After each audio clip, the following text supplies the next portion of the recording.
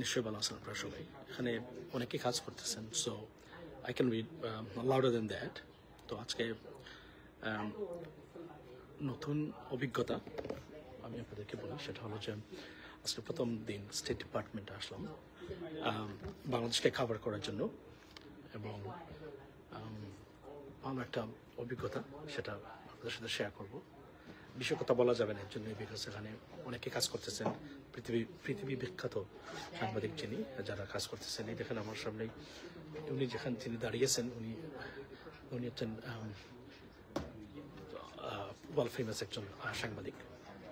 So এখানে আসার মূল উদ্দেশ্যটা হলো যে বাংলাদেশের মানুষকে রিপ্রেজেন্ট করা, কেননা আমরা দেখতে পাচ্ছি যে আমাদের মতো মানুষের উপস্থিতি এখানে দরকার আছে, এটা মাচ নিডেড, এবং এটা হবে নতুন পথ চলা। আপনাদের সমর্থন অব্যাহত থাকবে বলে আমি আশা করি।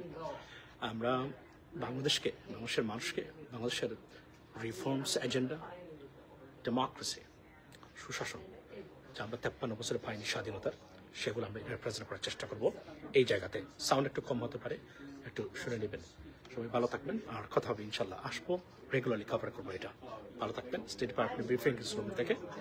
আসসালামু আলাইকুম।